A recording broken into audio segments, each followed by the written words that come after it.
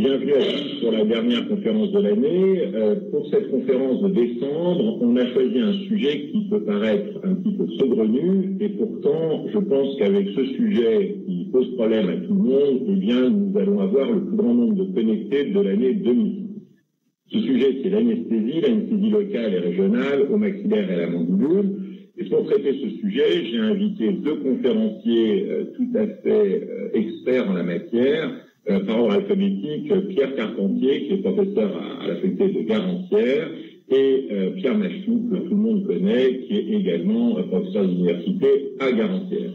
Alors, il travaille sur l'anesthésie depuis de très nombreuses années. On a voulu faire le point sur, eh bien, à la fois les techniques, à la fois le matériel, comment réussir son anesthésie. Eh bien, on va commencer d'abord par fixer les objectifs. Pierre, quel est le message qu'on veut faire passer ce soir? Bien, le message essentiellement est d'effectuer un contrôle de la douleur de manière régulière et constante en odontologie.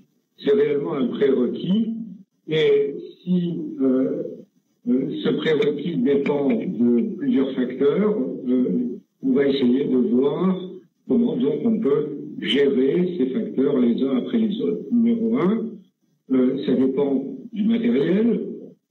On a tous le même matériel. Ça dépend également donc du praticien et donc de la technique. Et ça dépend également donc du patient, avec les variations anatomiques qu'on peut rencontrer chez chaque patient.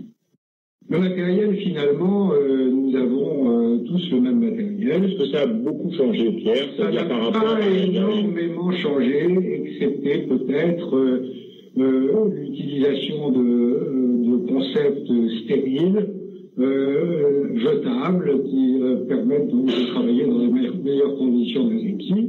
Et peut-être aussi, on en reparlera peut-être dans les questions, l'utilisation de matériel d'injection contrôlée électroniquement.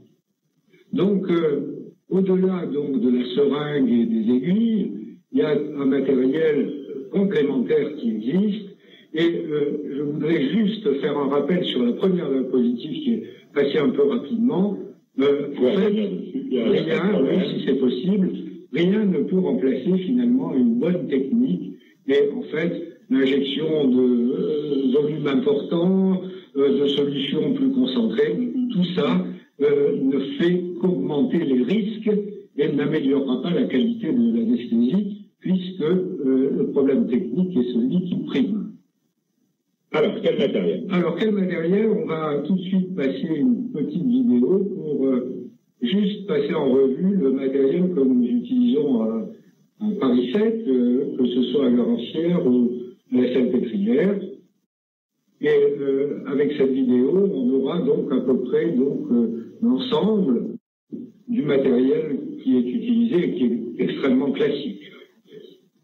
On voit donc qu'on utilise des anesthésies de contact. C'est une étape importante dans l'anesthésie, et cette anesthésie qui est mise avec un coton-tige sur la région anesthésiée. Il est important de le dire aux patients. On utilise trois types de solutions anesthésiques. Une solution anesthésique sans vasoconstricteur et des solutions anesthésiques avec des concentrations de vasoconstricteurs au 100 millième et au 200 millième. Non, je revu l'image. Non, elle n'est pas terminée. Voilà, donc on vous montre ici la manipulation du Sophi Concept de Septodonte, qui permet d'éviter les piqûres accidentelles et qui est un dispositif jetable et utilisable donc pour chaque patient. Vous voyez ici un nouvel injecteur, l'AnaEject, qui est un dispositif qui permet donc de contrôler parfaitement donc le débit de la solution et de réaliser essentiellement des anesthésies palatines quasiment indolores, puisque le doigt n'est plus crispé sur la poignée de la seringue et l'injection se fait extrêmement lentement et l'attention de l'opérateur est focalisée sur le point d'impact strictement. Donc, vous voyez, c'est un matériel qui utilise également le concept de Sophie Concept de cette dose. Vous allez voir sur la vidéo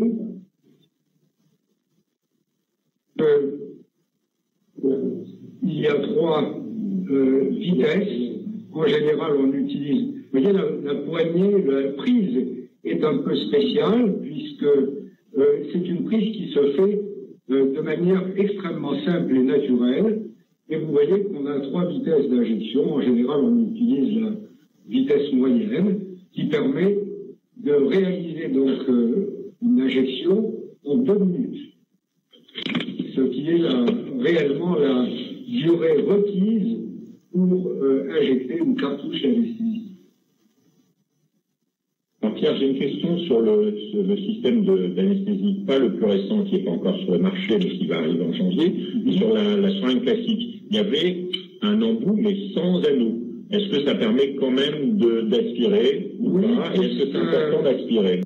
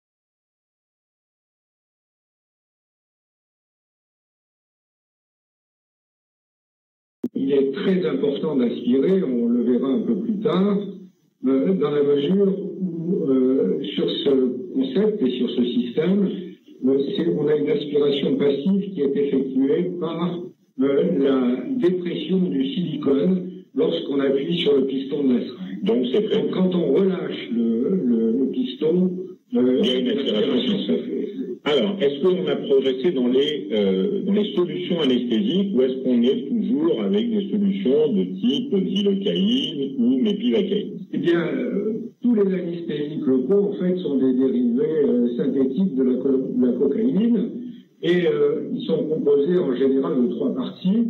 Un noyau benzénique sur la gauche, l'hypophile, c'est la partie active de l'anesthésie, une chaîne intermédiaire au milieu, qui se termine par une portion hydrophile, une fonction amine hydrophile, avec 2 radicaux de substitution. Et en fait, selon le type de liaison qui va rattacher le noyau benzénique à la chaîne intermédiaire, nous aurons donc les 2 grandes familles anesthésiques, la famille anesthésique dite à liaison ester, dont le chef de file et le premier anesthésique qui a été mis sur le marché en 1904, la procaïne, et la procaïne.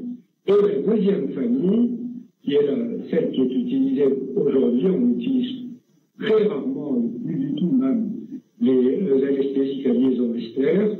La deuxième famille, c'est la famille à liaison amide, dont le chef de file est la lidocaïne. Aujourd'hui, donc, apparemment, la solution anesthésique qui est la plus utilisée est l'articaïne, qui est en fait une lidocaïne modifiée avec un groupe thiophène sur le noyau benzénique. Tous les gens qui ont utilisé l'articaïne trouvent que c'est un anesthésique plus efficace Oui, c'est un anesthésique plus efficace puisqu'il est déjà à 4% au lieu de 2%. Il est moins toxique que la lidocaïne et donc il est plus efficace. Donc ça veut dire aussi que dans les conseils qu'on peut donner, c'est d'injecter peut-être moins de solutions anesthésiques et que si on a l'habitude d'un certain volume avec la xylocaïne, il ne faut pas injecter le même volume avec l'articaïne. Absolument, on a besoin de moins de volume anesthésique pour obtenir donc un... Photo suivante. Donc est-ce qu'il faut des vasoconstricteurs, Pierre? Alors évidemment, donc le vasoconstricteur est indispensable. Les vasoconstricteurs sont réellement comparables aux neuromédiateurs du système sympathique et le vasoconstricteur est l'adrénaline.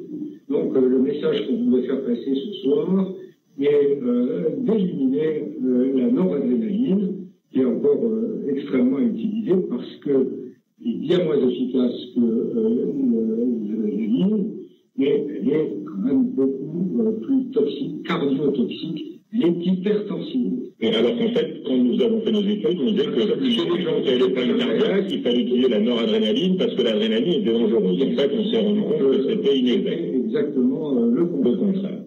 Ok, donc il faut prendre des solutions adrénalinées. Alors quelle concentration? À quelle concentration? Donc, ce qui est tout à fait admis aujourd'hui, c'est que la concentration 200 millième est la concentration idéale. Finalement, on s'est rendu compte qu'entre une solution 100 millième et 200 millième, il n'y avait pas réellement de différence en ce qui concerne la durée. Donc, le 100 millième peut être intéressant lorsqu'on a besoin d'avoir une hémostase, par exemple. Donc en chirurgie, on pourra privilégier éventuellement le 100 millième. Absolument. Et pour les soins classiques, le 200 millième est suffisant. Exactement. Très bien. Et j'ai vu, donc là, il n'y a pas de différence entre mépivacaïne 2% et articaïne 4% adrénaliné. Donc ça veut dire qu'en fait, on peut utiliser l'articaïne sans problème. Donc, quels sont les avantages des vasoconstricteurs? Ils sont extrêmement classiques, tout le monde les connaît.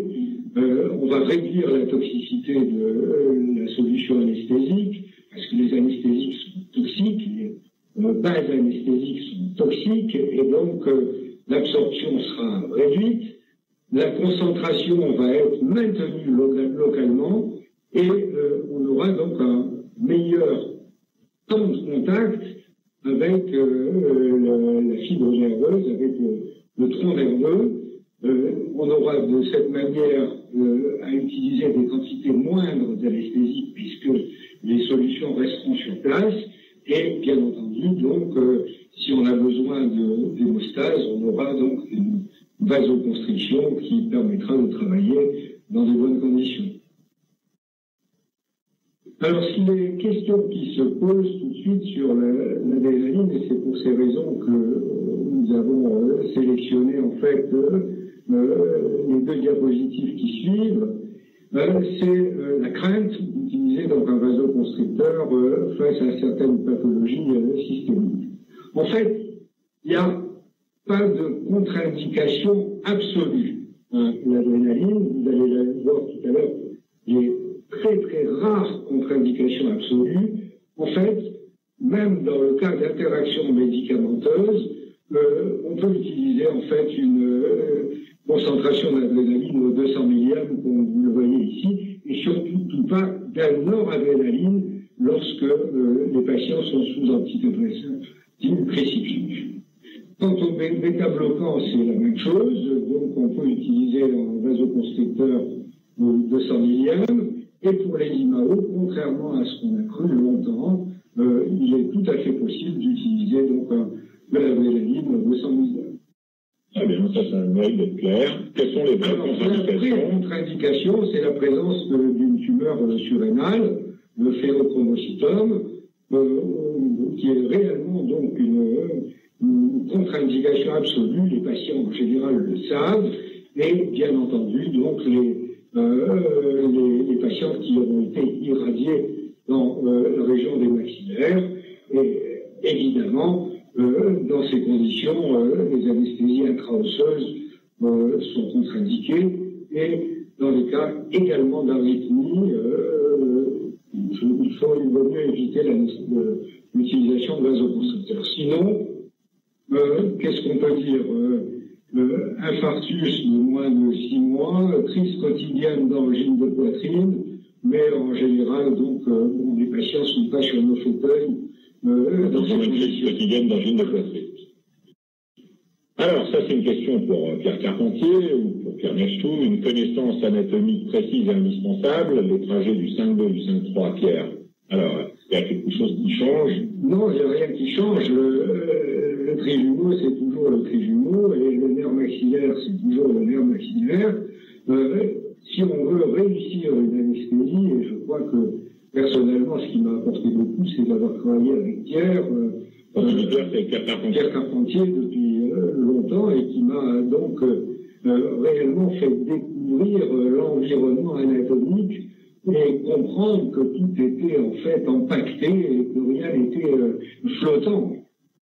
Donc dans cette mesure, ce qui est important finalement, c'est de déposer la solution le plus près du tronc nerveux, parce que comme vous le voyez sur cette diapositive, l'efficacité va dépendre de la concentration, et il y a tout un tas de barrières à franchir pour la solution anesthésique, pour la base anesthésique, afin de bloquer donc l'influx nerveux.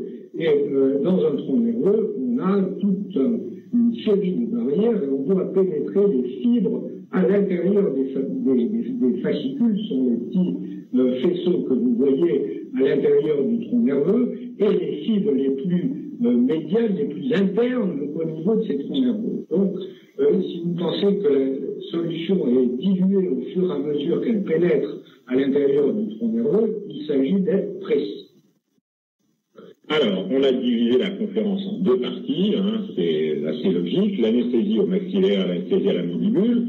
On a l'habitude de dire, quand on parle entre nous, qu'au maxillaire, on n'a pas vraiment de problème. Donc, pas tout à fait. C'est pas tout à fait vrai. Alors, allons-y. L'anesthésie au maxillaire, on va essayer de pointer du doigt les régions où on peut avoir un problème au maxillaire.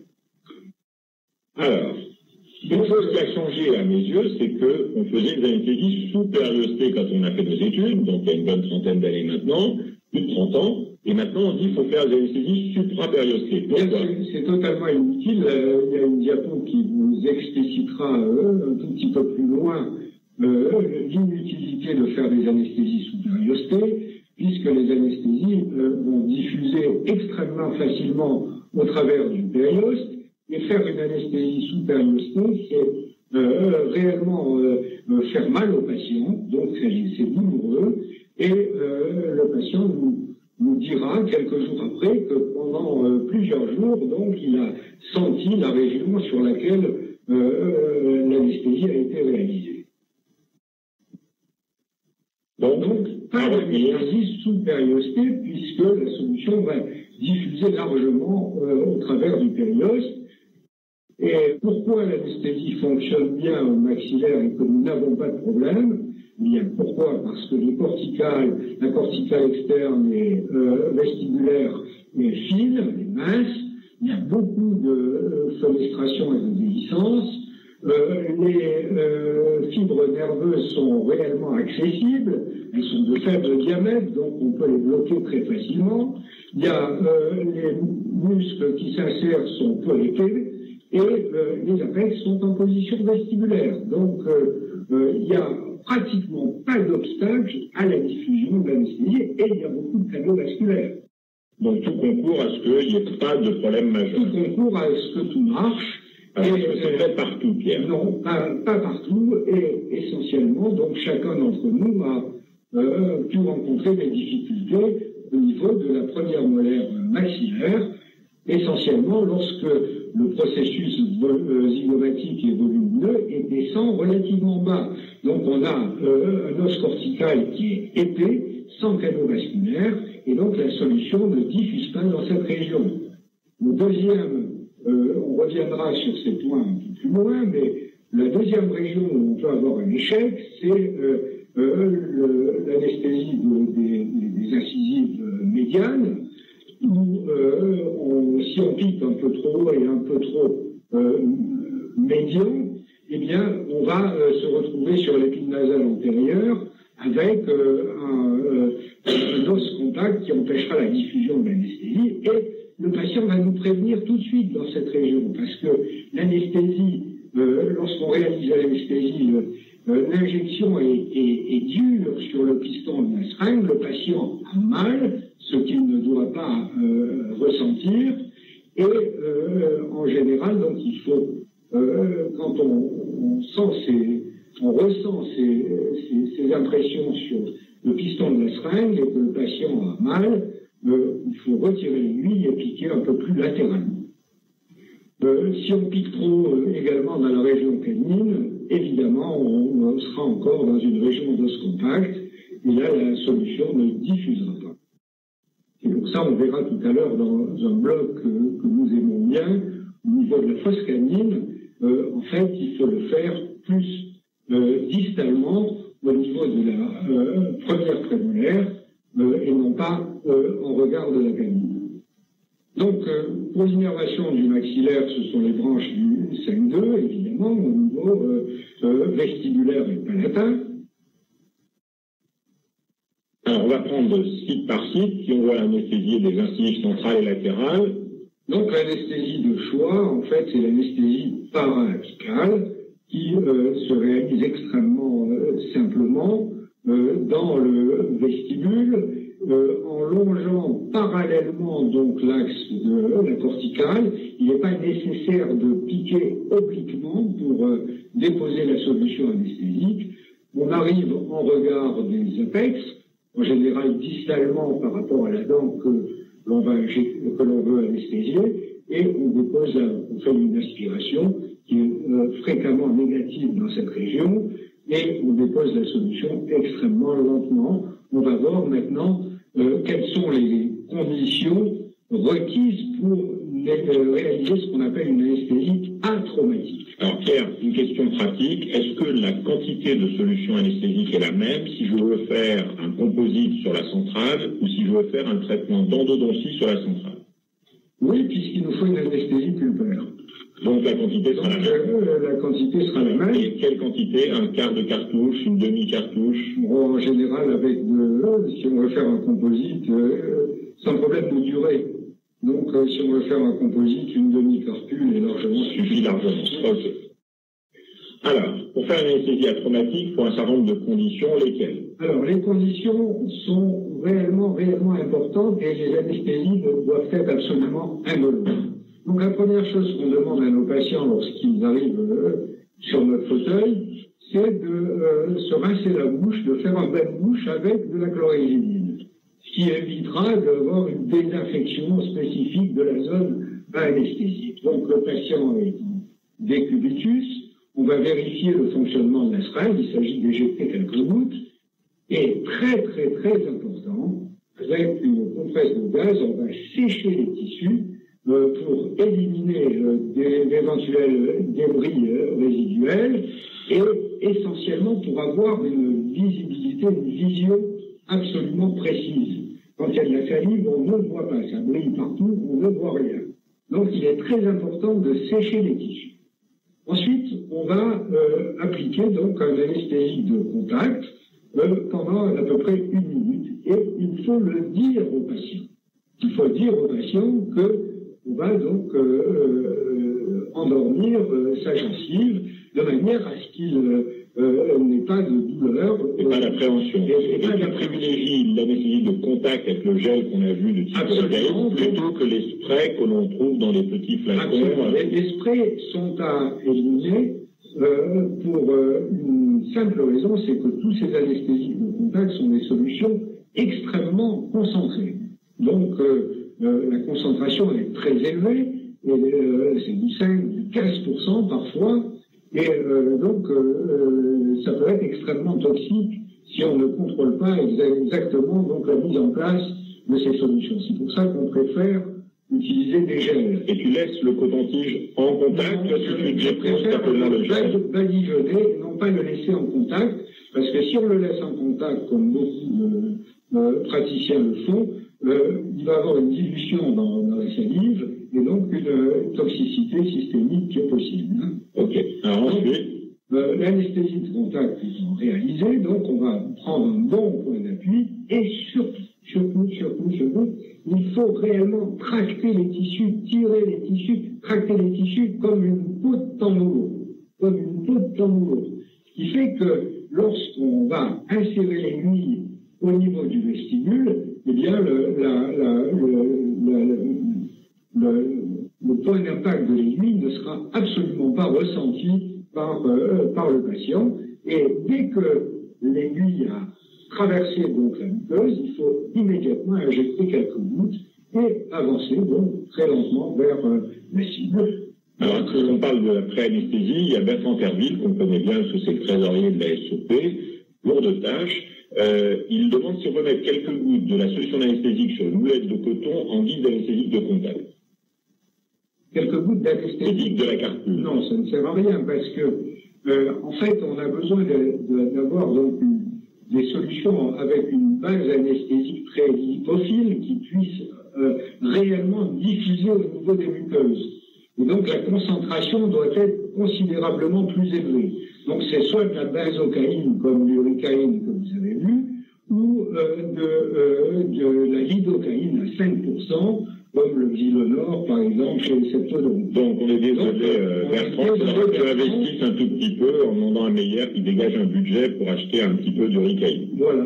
Alors ensuite, avancer lentement vers la cible. Donc ensuite, une étape réellement incontournable, notamment lorsqu'on réalise du bloc anesthésique, que ce soit au niveau de la tubérosité ou au niveau mandibulaire, il faut aspirer, de manière à ne pas effectuer une anesthésie, une injection intravasculaire qui, en raison de la toxicité des molécules anesthésiques, peut créer donc une overdose, un accident toxique. Et injecter lentement, ensuite, la base. On injecte lentement 1 millilitre par minute. C'est très long. C'est très long. Donc une carpule, une cartouche, en fait, puisque le terme carpule est impropre, une cartouche doit être injectée en 2 minutes. Une cartouche comprend à peu près 1 millilitre 8 de solution. Donc 2 minutes, c'est exactement le temps nécessaire pour injecter la solution. Évidemment, les nouveaux dispositifs qui sont à notre disposition aujourd'hui, comme les injecteurs contrôlés électrodiquement, vont permettre justement de réaliser ces injections dans les temps requis. Alors j'ai deux observations, l'une de notre confrère Guillaume Boucher qui écrit Madame Cassis, qui était la chef de service des libéraux, je crois, de Créteil, elle disait qu'on habille l'aiguille, et Patrice Clocher demande pourquoi l'injection est-elle moins douloureuse dans les freins. Ah ben c'est tout à fait simple.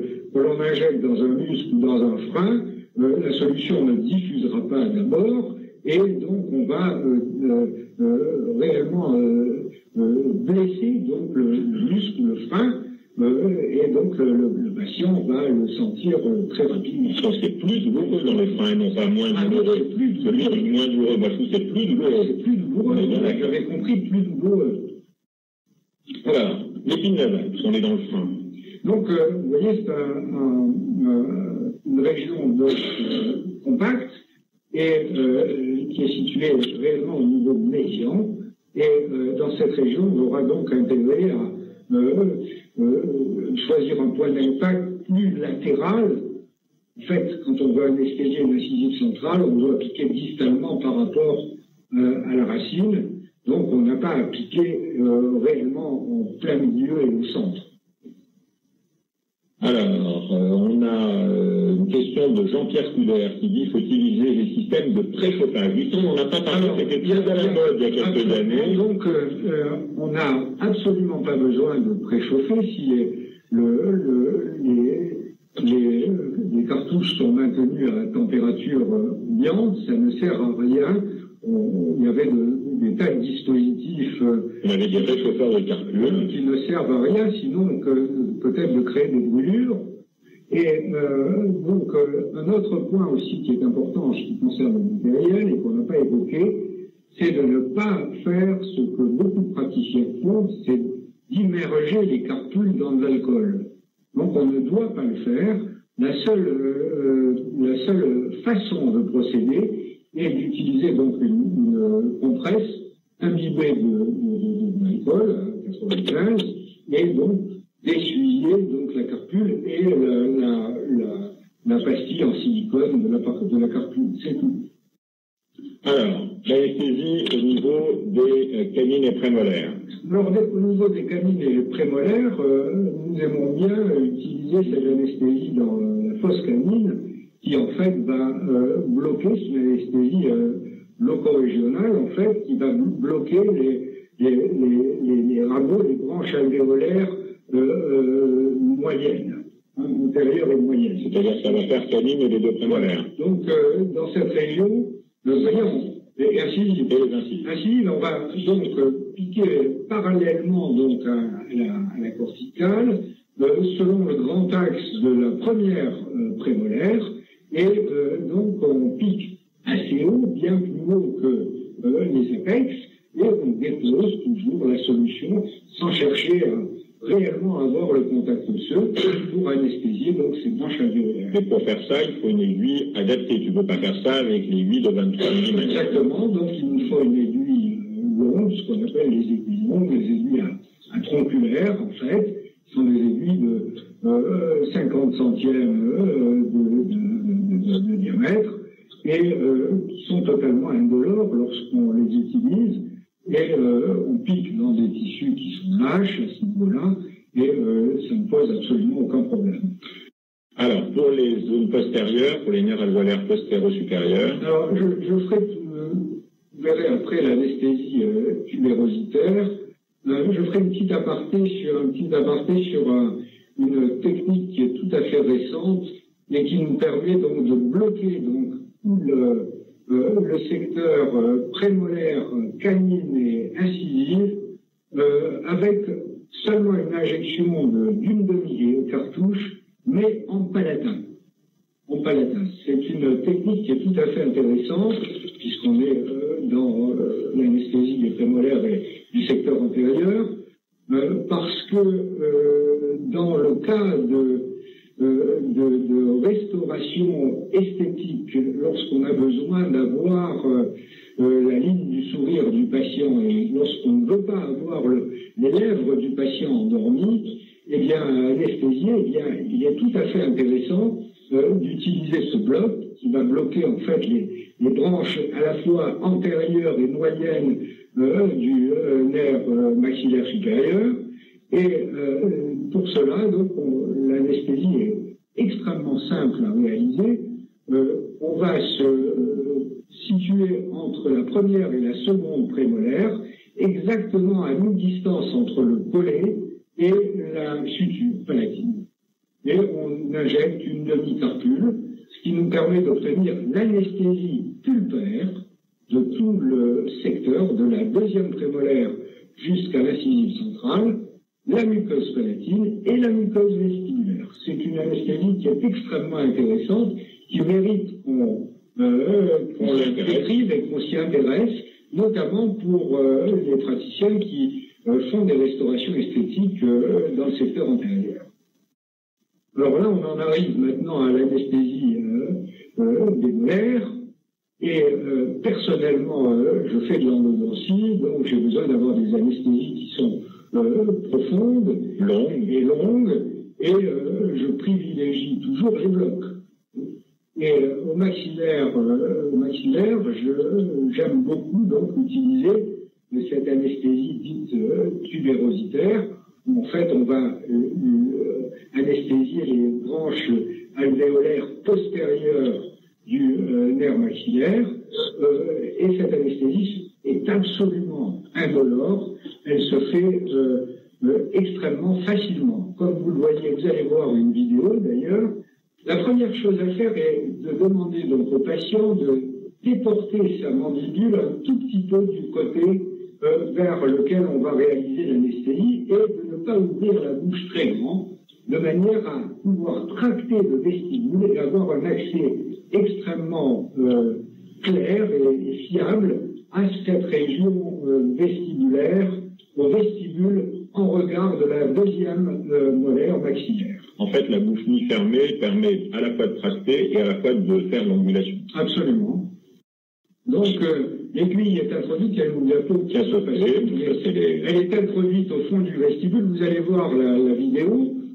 Alors, vous voyez, donc le patient s'est rincé la bouche avec l'hypoglycémie, on essuie la muqueuse, et vous voyez, je palpe la région de la molaire, première molaire, où je note un processus zygomatique extrêmement important. Donc, l'aiguille est introduite à 45 degrés par rapport au plan de la deuxième molaire, en arrière, et on va donc utiliser une aiguille de 20 mm à peu près, qu'on va insérer juste à peu près en laissant 3 ou 4 mm.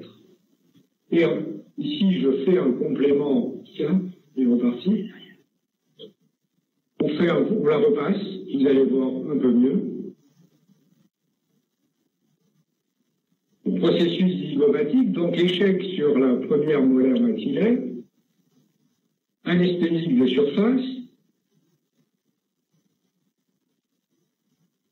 et vous voyez, l'aiguille est insérée à 45 degrés en regard, en arrière, parallèle à la corticale, et on laisse à peu près 3 à 4 mm d'aiguille en dehors, de manière à se situer exactement donc sur ces branches.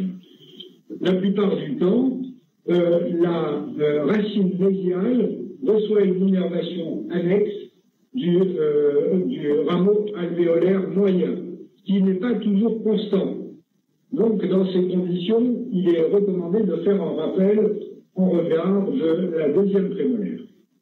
Voilà ici l'anesthésie dont je vous parlais tout à l'heure. Vous voyez, à mi-distance entre le collet et la suture, quelques gouttes de solution, une demi-carpule maximum, et on a donc également l'anesthésie de toute la région antérieure. Vous appuyez sur minimiser sur le moins en haut de l'écran pour faire disparaître l'écran, et on va continuer.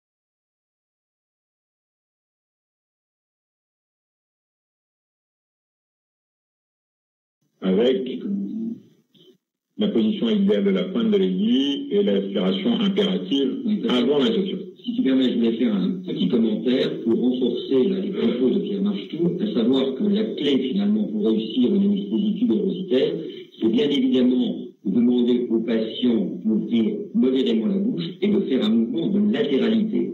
Il n'est absolument pas recommandé et nécessaire de plier ou de courber l'aiguille. En demandant ce geste au patient, on a un accès visuel direct à la tubérosité. Alors, qu'est-ce qu'on voit là en vert sur cette super optique que tu as préparée? Alors, en fait, c'est un sujet qui a été injecté préalablement. Donc, on voit la branche externe de la sphère alvéolaire qui, comme vous le voyez, a la malheureuse idée de descendre obliquement à 45 degrés vers la première molaire. Ça veut dire qu'elle se trouve idéalement sur le trajet de l'aiguille. C'est pour cette raison qu'il ne faut pas longer finalement la table osseuse à ce niveau au risque d'embrocher cette artère et de créer une éventuelle lésion vasculaire. Alors, il y a une anesthésie qui est aussi assez facile à réaliser et qui est tout à fait utile. C'est l'anesthésie du 5-2, du nerf maxillaire supérieur, qui utilise exactement la même technique, mais on va piquer plus haut, on va enfoncer l'aiguille plus loin, et au lieu d'utiliser une aiguille de 20 mm, on va utiliser une aiguille de 36 mm, en laissant à peu près 3 à 4 mm d'aiguille en dehors donc, du vestibule, toujours en longeant donc la corticale. Donc ça, c'est une question que tout le monde se pose, ne jamais rentrer l'aiguille, ne faire pénétrer l'aiguille jusqu'à la garde. Jamais jusqu'à la garde. Pourquoi? Parce que c'est la jonction entre l'aiguille et le manche en plastique, l'embout en plastique, est la zone la plus fragile qui risque de se fracturer. Et si ça se fracture, on ne peut plus récupérer l'aiguille. Alors, il fallait ouvrir, ça devient compliqué. Pierre, tu voulais ajouter quelque chose? Oui, je voulais faire un petit commentaire là, sur cette anesthésie tubérositaire en disant qu'il est impératif d'évaluer la hauteur du maxillaire chez les patients, parce que faut savoir que chez l'adulte, cette hauteur varie du simple au double. Vous pouvez avoir un maxillaire de 4 cm ou un maxillaire de 8 cm. Et bien évidemment, si vous avez une profondeur de pénétration trop importante sur un maxillaire peu développé dans le sens vertical, vous risquez c'est un incident, mais d'avoir une diffusion de la solution anesthésique vers la cavité orbitaire. Et à ce moment-là, vous aurez une diplopie et un strabisme, certes passager, mais inquiétant pour rassurer le patient. Ça va durer le temps de l'anesthésie, bien sûr. Sur cette anesthésie tubérositaire, l'aspiration est impérative, parce qu'il y a des risques d'hématome, comme dans tous les blocs, et si cela se produit, la cartouche devient rouge immédiatement, il faut immédiatement faire une compression avec le doigt. Alors, on a besoin fréquemment au maxillaire, notamment en endodontie, d'effectuer des compléments palatins, parce que même si l'anesthésie para-apicale vestibulaire est suffisante dans la majorité des cas, il y a si on a des apex extrêmement divergents sur une première prémolaire maxillaire ou sur la première ou la seconde molaire, comme vous le voyez ici sur les photos, eh bien, on aura donc un échec de l'anesthésie, notamment au niveau des racines palatines. Donc, il s'agit tout simplement d'effectuer un complément palatin, et contrairement à ce que l'on pense, la diffusion se fait parfaitement bien au niveau donc palatin. Donc ça veut dire que dans certains cas de figure, on ne peut en aucun cas se contenter d'une anesthésie vestibulaire. Dans certains cas de figure, notamment en endodontie essentiellement. Et alors comment est-ce qu'on peut savoir en certains cas de figure? Certains cas de figure, en endodontie, quand on fait la cavité d'accès, on arrive facilement donc à pénétrer les canaux. Et quand tu vois une ondulation de 45 degrés sur palatin, tu te dis qu'il faut faire une anesthésie palatine. Moi, je la fais systématiquement. Ah d'accord, donc il vaut mieux ne pas s'amuser. J'ai réellement besoin de faire disparaître le patient avec l'anesthésie pour ne pas... Faire disparaître le patient, c'est une méthode de Copperfield. Réellement. Donc, c'est un peu un mot du docteur Schiller qui disait donc le patient ne doit plus exister quand on fait de l'endodontie. Alors, donc l'anesthésie vestibulaire et palatine peut faire le dollar. C'est ta question, donc on peut pénétrer dans les canaux vestibulaires sans douleur, et lorsqu'on met donc une lime dans un canal palatal, ça fait mal. Donc c'est la plupart du temps lié à la divergence des racines palatines. Alors, on va passer à la mandibule et on va passer la parole à Pierre Carpentier, mais après on salue nos amis de l'Université d'Oran qui est dirigée par la doyenne Madame Bouziane. On va voir la question, et la question de l'Université d'Oran, c'est l'anesthésie, souvent l'appareil apical est inefficace, est-il vrai que l'anesthésique est neutralisée? Alors Pierre, l'anesthésique serait-il neutralisé? C'est-à-dire la solution anesthésique. Je pense que nos amis d'Oran font peut-être allusion à des problèmes lorsqu'on fait des anesthésies en cas d'infection et que la solution est Il est évident que lorsqu'on a une inflammation, une infection, on a un pH qui est acide, et donc la dissociation de la molécule anesthésique se fait mal. Les anesthésiques existent sous forme de sel, pour justement pouvoir être dissocié facilement et pénétrer au travers des tissus. Et c'est la base active qui doit réellement pénétrer donc le tronc nerveux. Donc la plupart du temps, lorsque on a une inflammation, une infection dans la région, eh bien c'est plutôt la partie ionisée donc, qui sera en majorité, et donc la base ne pénétrera pas à l'intérieur du tronc nerveux. Alors on reviendra peut-être après la conférence dans les questions sur ce qu'il faut faire quand on a ce genre de difficultés. Et puisqu'on a salué Oran, on va saluer aussi nos amis de la fac de Casablanca qui sont les fidèles de The Dental.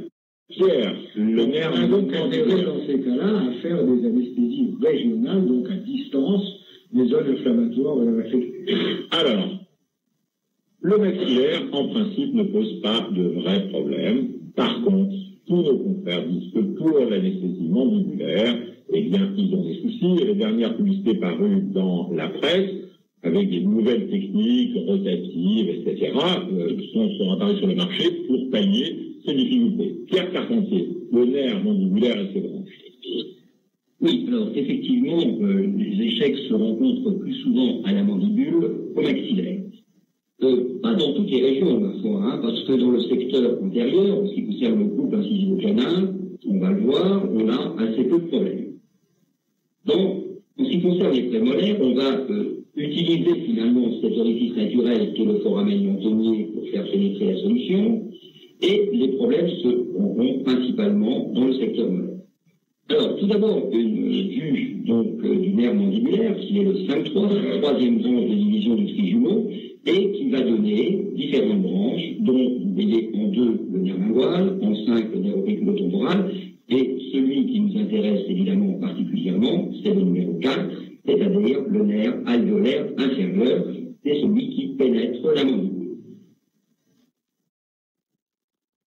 Alors, ce nerf alvéolaire inférieur va bien sûr innerver toutes les dents mandibulaires. Vous voyez qu'il est formé de fines branches qui vont se détacher, tronc principal, et ce nerf alvéolaire inférieur va se diviser en donnant une branche mentonnière et une branche incisive qui s'individualise plus ou moins rapidement. Ce qui veut dire que la branche mentonnière peut pratiquement être individualisée dans certaines conformations dès l'entrée du nerf alvéolaire inférieur dans la mandibule, autrement dit au foramen mandibulaire. Alors là, vous avez un schéma qui vous montre une conformation, mais il faut savoir qu'il en existe plusieurs. Et il y a des cas où le tronc est pratiquement au contact des apex, ce qui veut dire que les rameaux dentaires dans ces cas-là sont excessivement courts. Alors, on va faire le même plan que ce qu'on a fait pour le maxillaire. On veut anesthésier le groupe incisivo-canin. Que fait-on? Alors, généralement, on peut constater sur cette image qu'il y a une certaine similitude entre ce secteur antérieur de la mandibule et le maxillaire, en ce sens que la corticale est mince, il y a également très fréquemment des fenestrations et des déhiscences, et on va utiliser classiquement l'anesthésie locale para-apicale. Une des erreurs classiques consiste à vouloir enfoncer trop profondément l'aiguille. Et là, on n'est plus du tout dans les mêmes conditions anatomiques parce qu'à l'inverse, on va se trouver en rapport avec un os cortical relativement épais. Les implantologistes le savent bien, c'est pour ça qu'ils aiment bien cette région. Mais au plan de l'anesthésie, ça n'est pas un bon plan, si je peux me permettre d'expression. Autrement dit, il faut bien déposer la solution en regard des apex et ne pas oublier de tracter également la lèvre inférieure vers l'avant pour éviter une possible infiltration donc du muscle mentonnier. Néanmoins, dans certains cas, on peut être face à un échec. Alors, on va prendre situation, l'anesthésie par exemple d'une 42. Si vous injectez en regard de la 42 et que vous êtes en situation d'échec, eh bien, il faut faire un complément du côté opposé. Pourquoi? Eh bien, parce qu'il est montré que le nerf incisif croise la ligne médiane. Donc, c'est la première attitude, à savoir compléter du côté opposé. Si vous êtes toujours face à un échec, il faut alors faire un complément lingual de part et d'autre du frein de la langue pour venir bloquer ce petit nerf qui est, on aperçoit avec des petites flèches noires sur la diapositive de droite, qui est le nerf du mylohyoïdien et du ventre antérieur du digastrique. Vous le voyez pénétrer la région symphysaire. Cette suppléance nerveuse existe dans 50% des cas. Et si vous êtes toujours face à un échec, eh bien, il faut savoir que le nerf mentonnier, qui est principalement dédié au tissu de la lèvre et du menton, donne également des rameaux osseux qui viennent s'anastomoser avec le plexus incisif. Donc, anesthésie bilatérale, à ce moment-là, des deux nerfs mentonniers. Alors, est-ce qu'on doit faire des anesthésies au foramen mentonnier, voire intraforaminaux? Alors, il y a déjà, les indications sont assez limitées. En fait, l'indication principale, c'est l'anesthésie de la 44. On va voir que l'anesthésie de la 45, en fonction des techniques, n'est pas toujours tenue, ni celle de la 43. Alors, d'autre part, il est évident que l'inconvénient de cette anesthésie, c'est bien sûr l'anesthésie des rameaux labiaux, que vous voyez très bien sur cette diapositive. C'est l'importance finalement de l'innervation de la lèvre, et vous savez que, notamment chez les enfants, il y a un risque de morsure, de tel point qu'on est forcé de déposer un coton salivaire dans le vestibule pour éviter finalement cet inconvénient. Donc c'est une anesthésie qui a des indications très limitées. Alors voilà la technique classiquement. Alors déjà, il faut savoir que la position du foramen mentonnier est extrêmement variable. En première intention, il se situe, contrairement à ce qu'il dit dans les manuels, au niveau de la deuxième prémolaire. Ce n'est qu'en deuxième intention qu'on va le trouver entre les deux prémolaires, mais il faut savoir qu'il y a des localisations qui sont exotiques, comme par exemple la racine mésiale de la 6, voire la première prémolaire. Donc, la meilleure solution consiste à prendre une radiographie rétroalvéolaire, généralement elle est disponible avant que l'on fasse un acte dans ce secteur, pour bien localiser ce foramen. Et si on a une panoramique, on peut le voir encore mieux. Oui, si ce n'est que, il ne faut pas oublier qu'il ne faut jamais faire de mesure sur une panoramique, c'est là où vous avez la plus grande distorsion. La panoramique est une tranche épaisse, c'est une zoonographie, et en ce qui concerne le foramen mentonnier, on peut avoir jusqu'à 7-8 mm d'écart. Alors que si vous comparez l'os sec versus la rétroalvéolaire, eh bien, la différence entre les deux est de l'ordre de 0,2 mm. Donc, la rétroalvéolaire est parfaitement fiable. Alors, comment est-ce qu'on fait? Eh bien, vous voyez les différentes séquences qui ont déjà été écrites par Pierre Machetou. C'est les mêmes, Ensuite, on va passer donc l'anesthésie de contact.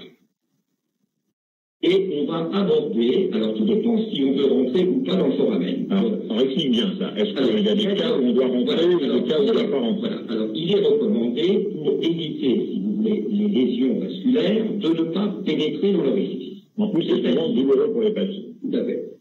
Et dans ce cas-là, on va déposer la solution anesthésique à proximité de l'orifice et on va masser les tissus pour utiliser finalement cet orifice naturel et faire en sorte que la solution pénètre à l'intérieur de l'os alvéolaire. Alors Pierre, dans la photo ici, on a une direction qui est oblique de l'arrière vers l'avant. Ça, c'est quand on veut pénétrer. Si je ne veux pas pénétrer, je veux juste déposer au-dessus, tu peux le faire de l'avant vers l'arrière. Tu peux faire comme ça, pour éviter justement de pénétrer. Et de l'avant vers l'arrière, on n'a quasiment aucune chance de pénétrer. Tout à fait. Bon, alors maintenant, les études disent quoi? Disent que pour la 44, que l'on rentre ou pas dans le foramen, les résultats sont à peu près équivalents. Par contre, lorsque l'on cherche une anesthésie de la 45, voire de la 43, eh bien, on est plus efficace en rentrant dans le foramen. Ça a été démontré par plusieurs études. Donc, il faut savoir que on va payer en quelque sorte l'efficacité de l'anesthésie en prenant un risque finalement de lésion vasculaire. Et il faut dire que dans cette région, lorsqu'il y a un hématome qui s'installe, c'est fort vibracieux pour le patient et ça dure pratiquement une semaine. Donc, en première intention, moi je conseille de déposer la solution à proximité et déjà de masser. Généralement, on va déposer une demi-cartouche.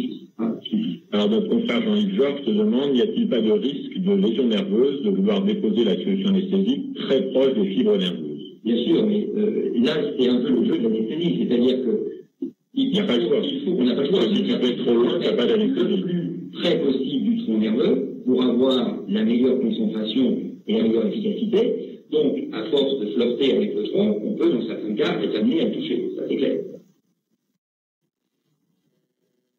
Alors, on a fait donc le dépôt et on va masser les tissus. Donc, tu masses de l'extérieur, pas de l'intérieur. De l'extérieur, c'est quoi? On peut masser de l'intérieur aussi. Si on veut. D'accord.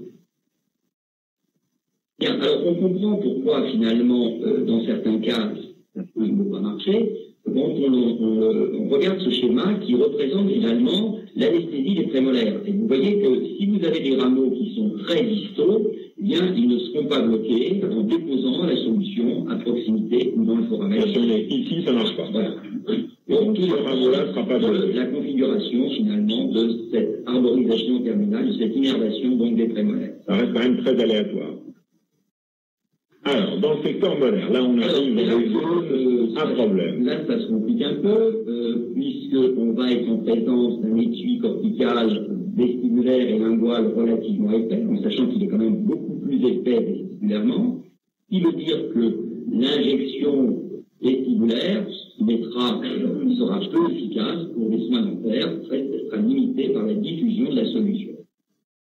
Donc, évidemment, dans ce contexte, on est amené classiquement à faire une anesthésie à distance, c'est-à-dire à bloquer le nerf alvéolaire inférieur avant qu'il ne pénètre dans la mandibule. On peut utiliser dans la fosse infratemporale, ce qu'on appelait avant la fosse périgo-maxillaire. Ce qu'on appelle maintenant la fosse infratemporale. Voilà, la terminologie change. Voilà, nouvelle terminologie. Alors, par contre, l'épignostic, ça reste l'épignostic. Oui, bien qu'on l'appelle l'anagula, mais en fait, dans cette technique, c'est pour ça que je préfère l'appeler la technique au foramen mandibulaire, parce que ce que l'on cherche avant tout, c'est à éviter l'épignostic.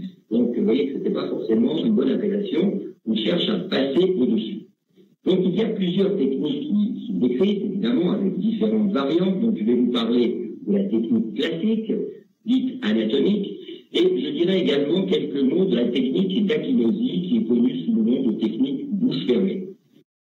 J'éviterai la technique de Gogetz, car la technique de Gogetz, c'est une technique qui s'adresse plus au nerf mandibulaire lui-même, c'est plus une anesthésie du nerf alvéolaire inférieur. Donc là, vous retrouvez le nerf mandibulaire, le 5-3, et dans la technique de Gogetz, c'est toutes ces branches que l'on cherche à anesthésier. Alors, c'est quoi la cible? Alors, la cible, dans la technique anatomique, la technique classique au foramen mandibulaire, on va chercher à déposer la solution dans cette dépression qui est située juste au-dessus et en arrière du foramen mandibulaire, c'est-à-dire l'entrée du canal mandibulaire. Donc, voilà la cible. Comment on la repère? Alors, on la repère par des éléments osseux. Vous verrez que c'est la façon la plus simple et surtout la plus fiable. Vous verrez ça dans la vidéo. Mais il faut savoir que l'élément qui nous pose problème dans ce secteur, c'est le ligament sphénomandibulaire. Alors, je ne vais pas faire un cours d'anatomie, mais je vais simplement rappeler d'une part que ce ligament était constant, qu'il s'insère sur le sphénoïde au niveau de la base du crâne. À ce niveau, il est relativement grêle, mais par contre, vous voyez son importance lorsqu'il vient s'insérer sur la mandibule. Là, on a la mandibule. Là, on a une vue latérale avec la partie supérieure qui a été coupée. Donc, on voit la largeur de ce ligament qui s'insère donc sur la lingula, c'est-à-dire sur l'épignostic, et sur l'antilingula. Donc il faut bien comprendre qu'on va déposer cette solution entre deux plans, un plan osseux latéral, qui est la face interne de la branche mandibulaire, et un plan ligamentaire, médial, qui est le ligament sphénomandibulaire.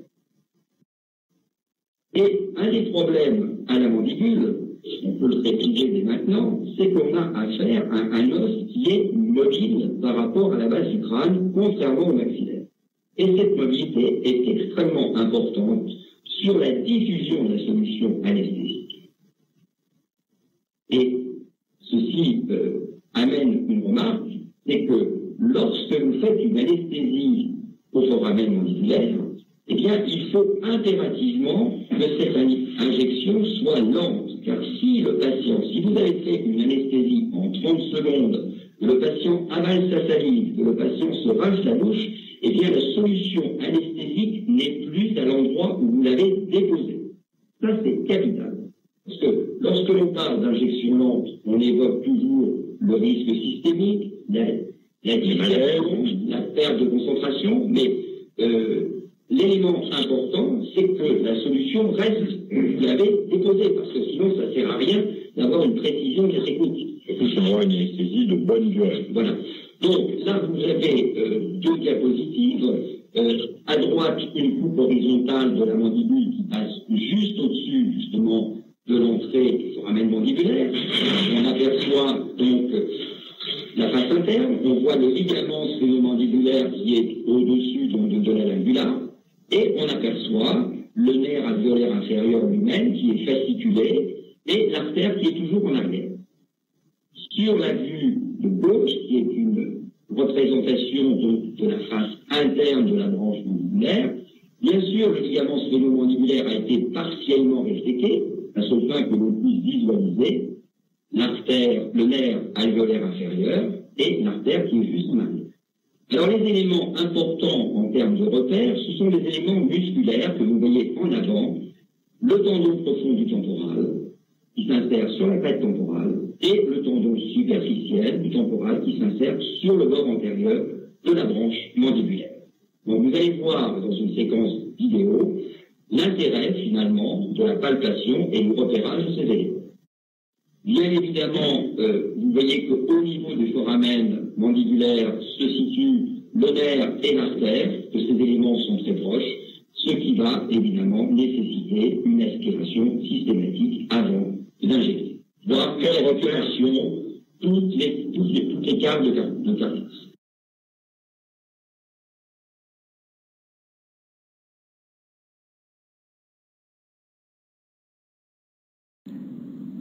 L'anesthésie régionale du nerf alvéolaire inférieur nécessite de déposer la solution dans un entonnoir anatomique situé entre la face médiale de la branche montante de la mandibule et le ligament sphénomandibulaire qui s'insère entre la lingula et l'antilingula sur la berge bordant le foramen mandibulaire. Il est donc nécessaire que l'aiguille passe au minimum 5 mm au-dessus de l'épine de Spix pour que l'angle entre ces deux plans s'ouvre suffisamment. Pour atteindre cet objectif, les repères osseux sont les plus fiables et toujours utilisables, contrairement aux références dentaires. Le bord antérieur présente une concavité dont la partie la plus profonde permet de situer la position de l'aiguille dans le sens vertical. Son relief est aisément identifiable à la palpation intraorale.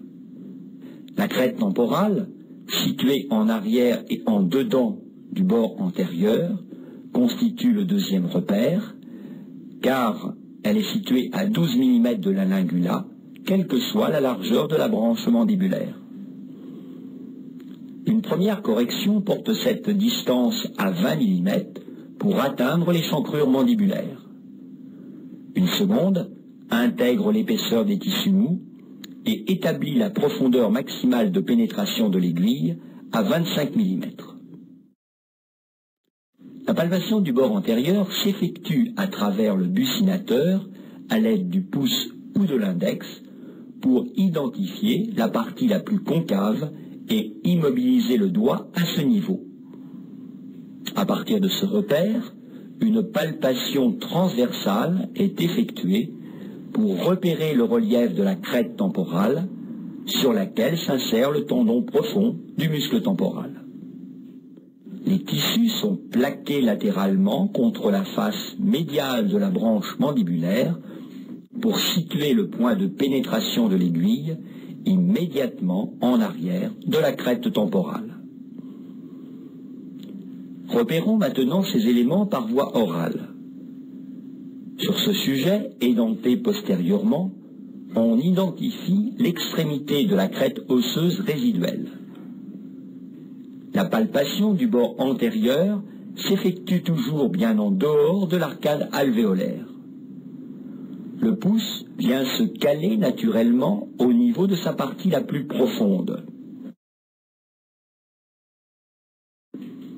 Une palpation transversale est alors réalisée pour repérer le tendon profond du muscle temporal qui masque plus ou moins le relief de la crête temporale. L'aiguille est orientée selon la bissectrice de l'ongle en maintenant le corps de la seringue parallèle au plan d'occlusion mandibulaire et en prenant comme repère les prémolaires du côté opposé. La pénétration s'effectue en arrière de la crête temporale, à l'extrémité du doigt, le biseau de l'aiguille faisant face à l'os.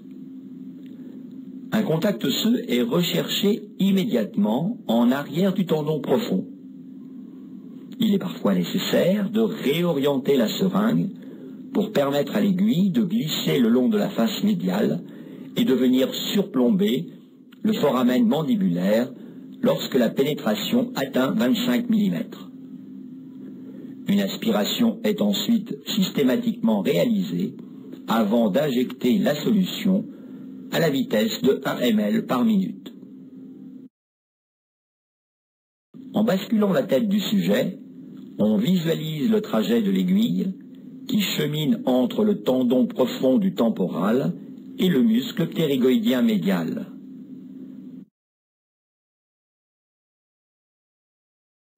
Il est important de respecter le temps d'injection pour éviter l'effet essuie-glace du ligament sphénomandibulaire qui tente à disperser la solution anesthésique dès que la mandibule se déplace.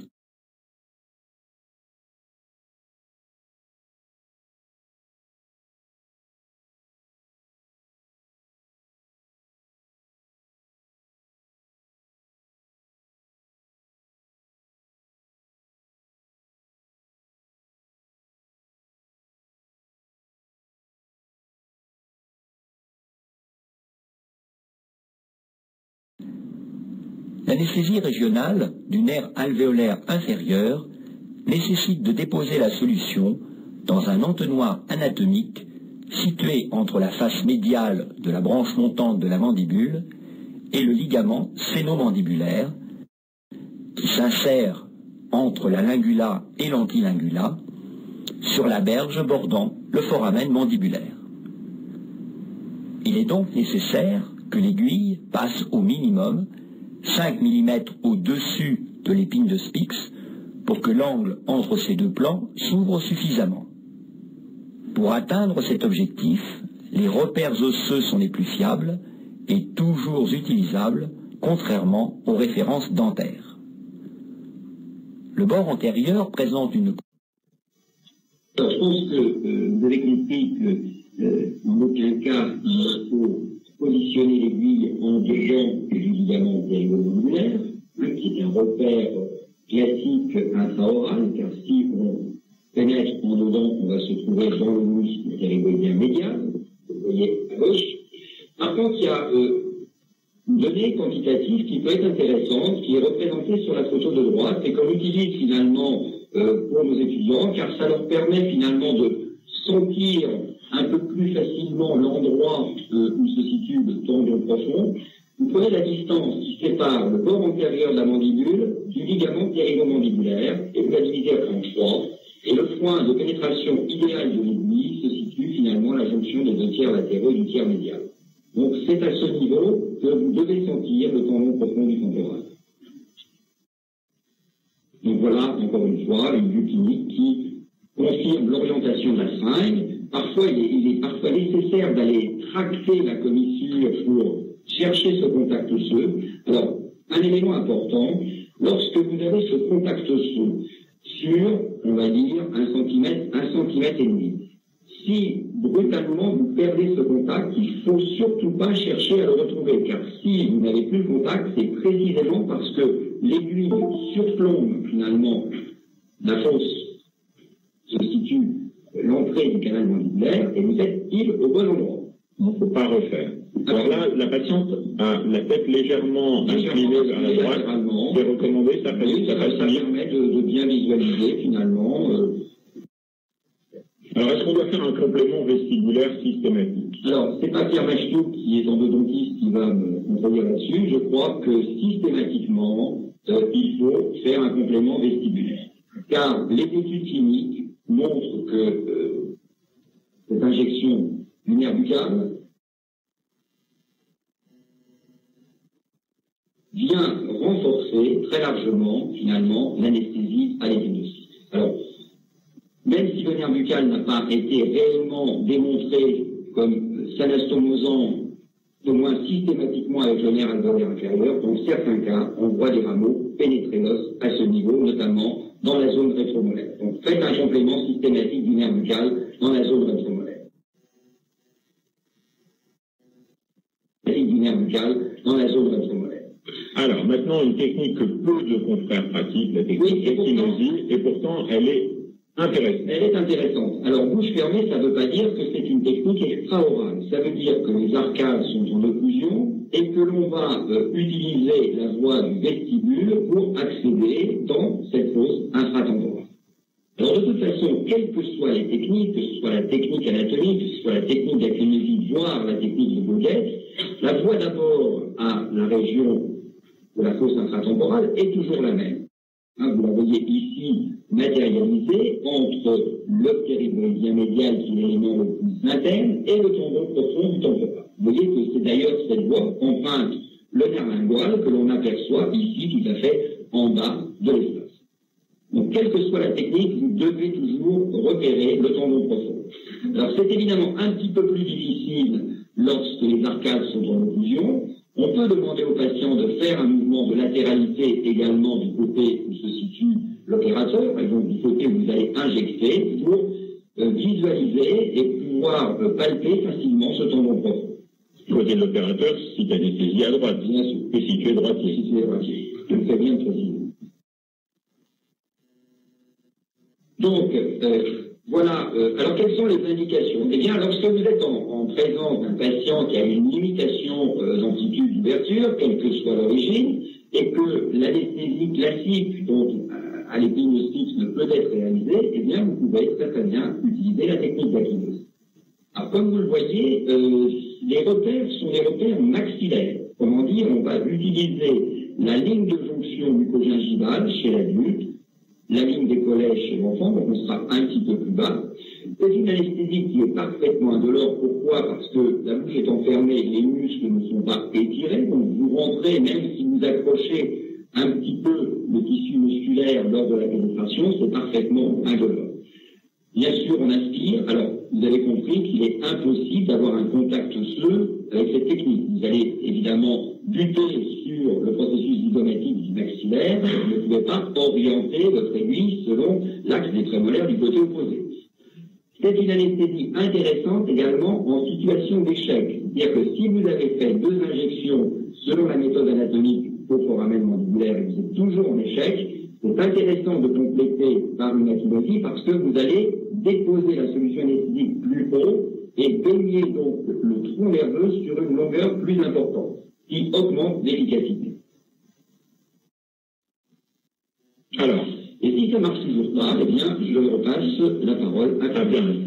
Alors, on dit cette technique complémentaire, on pourra peut-être discuter après. Pour certains confrères, ils prennent ça comme premier choix. Donc, peut-être que ça serait intéressant de discuter sur peut-il faire d'emblée une intra-osseuse. On parlait tout à l'heure et tu as présenté, je crois, un système d'anesthésie intra-osseuse également, Pierre. Les anesthésies intraligamentaires, intraseptales, intra-osseuses sont des anesthésies qui sont faites directement au l'os. Et donc, l'os étant extrêmement vascularisé, sont des anesthésies qui sont courtes. Donc, si on a des procédures longues, si on a des traitements orthodontiques, par exemple, ça ne peut être considéré que comme des anesthésies complémentaires. Et donc pas en première intention. Et non pas en première intention, essentiellement lorsqu'on a des difficultés à avoir un contrôle absolu de la douleur après. Alors, allons au fond des choses, les publicités que l'on voit actuellement, on dit ne faites plus d'épines de Stix, faites donc ces techniques rotatives à la portée de n'importe quel dentiste maladroit, c'est à la limite pas la bonne information. Je pense qu'on doit les considérer comme des techniques complémentaires et non pas comme une technique de substitution primaire ou de substitution. Très bien. Je voulais faire quelques commentaires quand même sur ces techniques. L'intraseptal a été à la mode et continue de l'être depuis une bonne vingtaine d'années. On a rapidement laissé cette technique parce que, premièrement, elle n'est possible que sur un parodontie sain. Et lorsqu'on utilise des solutions avec des vasoconstricteurs, on a rencontré relativement fréquemment des nécroses donc du septum, avec réellement des séquestres ou des pertes donc, du septum définitives, ce qui fait que cette anesthésie, d'ailleurs, elle n'est pas décrite aux États-Unis, par exemple. Donc, c'est une spécificité française. On a laissé. Dans les années 80-90, l'intraligamentaire est revenu à la mode avec l'utilisation donc de dispositifs et de seringues. Il y avait des pistolets, je me rappelle, les images. Seringues péripresse. Et c'est vrai que avec ces dispositifs, l'anesthésie intraligamentaire devenait plus facilement réalisable. Mais toujours aussi douloureuse. Toujours douloureuse, surtout en première intention, évidemment. Et c'est pas toujours facile, parce que réaliser l'anesthésie intraligamentaire chez un sujet âgé où le ligament n'a plus d'espace, c'est quelque chose d'assez acrobatique.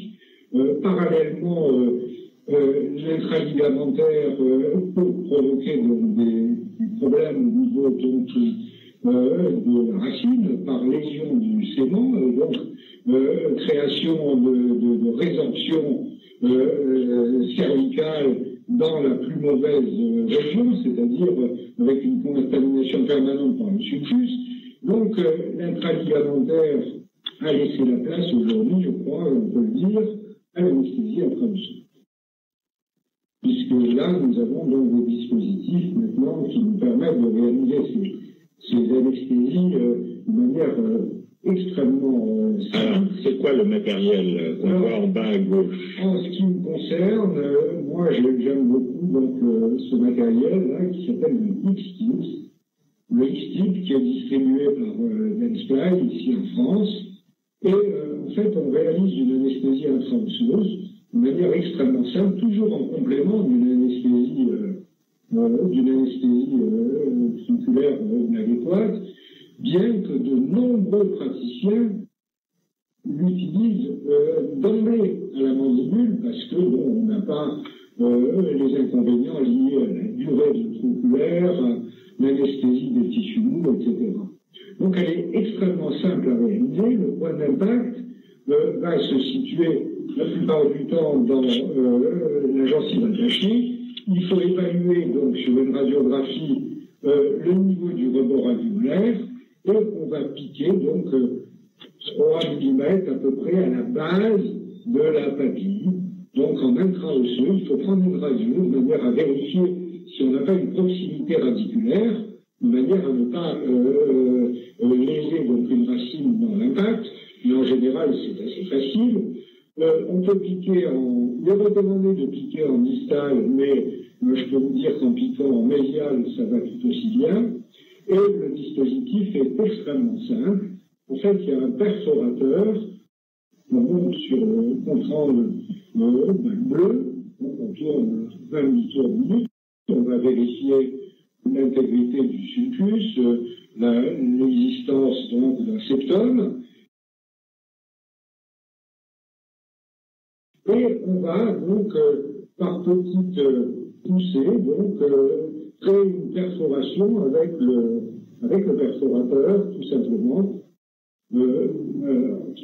sur un contrant qui tourne à peu près 20 000 tours minutes, 10 000 tours minutes. En fait, c'est la pose d'un petit cathéter. Voilà, alors l'intérêt de cette technique, c'est qu'elle laisse en place, lorsqu'on retire donc le perforateur, une petite, un guide, une petite plastique guide qui va permettre d'insérer donc l'aiguille de manière absolument parfaite et sans avoir de problème de reflux de la solution. C'est une aiguille spéciale qui rentre dans ce guide. C'est une aiguille spéciale puisque l'aiguille est un peu conique, ce qui fait qu'en rentrant l'aiguille dans le perçu, on va avoir une bonne étanchéité.